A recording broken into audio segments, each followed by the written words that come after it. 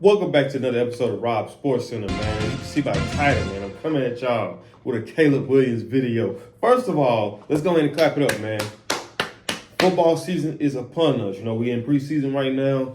We're just getting back into the rhythm of football, and I'm excited too because now I'm gonna have a lot more content coming out because I know week to week we're gonna have games from from high school to college to the pros, so I'm excited for that. But for this video particularly, we're just gonna touch on Caleb Williams. So I watched Caleb Williams' first game as an NFL starter, and I'm just gonna give my take on it from what I've seen and some things that I observed just from watching him play. So if you're a Chicago Bears fan, man, go ahead and smash that thumbs up button. Or if you're a Caleb Williams fan, go and smash that thumbs up button. But first, so I have to check myself.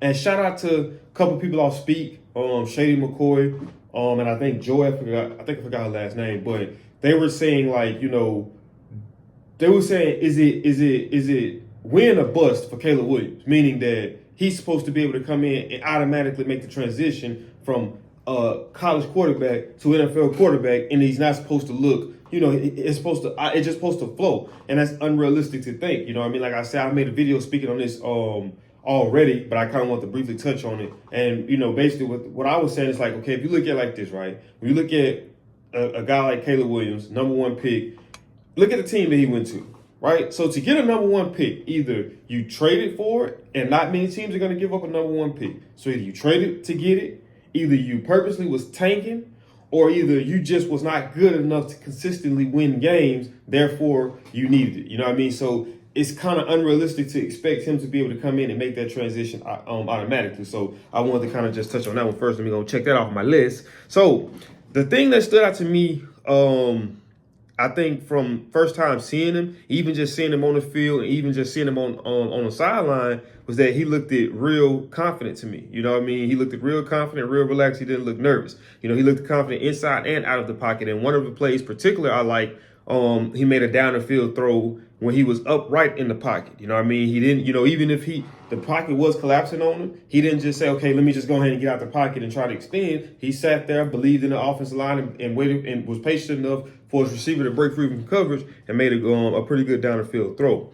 One thing that I liked about him too is that I seen that he made real good use of being a dual threat QB. For those who don't know, that means being able to run and being able to throw. And they gave them a nice balance as well. You know what I mean? So, and I would say that's something that they did. They didn't put too much pressure on him. They allowed him to play, and then they balanced it out with the run game. But then, what does that mean? When they're having success in the run game and you having success in the pass game, what does that allow you to do? Play action. So now it kind of keeps the defense on their toes and keep the defense guessing.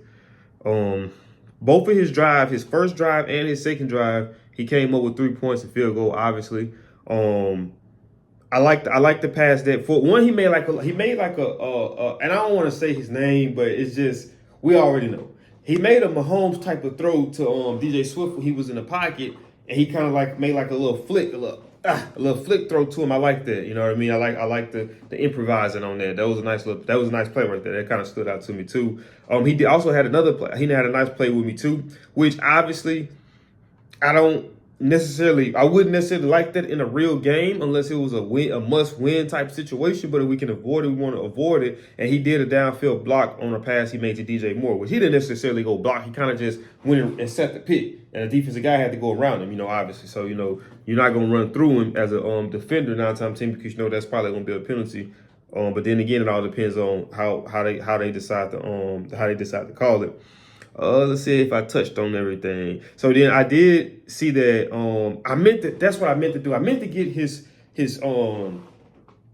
passing yards and his completion percentage and put that in here too. Because he didn't throw a touchdown, obviously, because he only did 2 drives. But I will say this.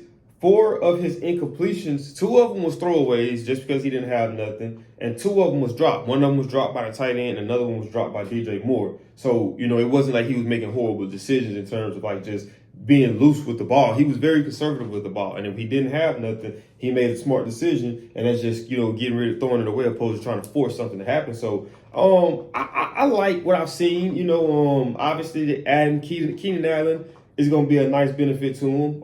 After adding Swift, it's going to be a nice benefit to him. So from what I've seen, because I think Keenan Allen might have played one play I seen. That was like when they was like at the 5-yard line and he had went in motion, but I think that was all I seen from him. So I think that the Bears potentially got something. Like I say, my thing is, just keep allowing him to do what he's doing. Make sure that you're establishing yourself early on as a run in running the ball, and then that creates a lot of opportunities with him. With a younger quarterback, you don't want to place too much pressure on him, feeling like, okay, I got to come out every drive and make something happen, because if I don't, we're going to fall behind. We might end up losing. So you want to make sure you keep him evenly balanced, and that keeps his confidence too. You know what I mean? You want to make sure you kind of have plays designed to just give him easy completions to help with his confidence. And the more he see the ball going in somebody's hand and turn into positive yards, the more comfortable he get, and the more comfortable and relaxed he get, the better he's gonna get.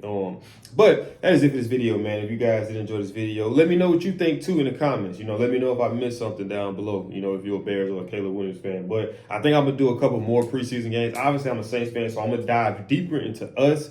But I'm gonna do this with a couple other teams too, just kind of checking them out. So if you did enjoy this video, man, do me a big favor, man. Smash that thumbs up button. Also, if you're new to the channel, make sure you subscribe. And when you subscribe, click that post notification bell. That way you be notified on all things Rob Sports Center. Because you like to go with Drizzy Drake say, what did the GOAT Drizzy Drake say? I got these videos coming back to back. Then the season has started too. Man, y'all don't want to miss. I got these videos coming back to back, man. I'll see y'all in the next video. I'm out this thing. Peace.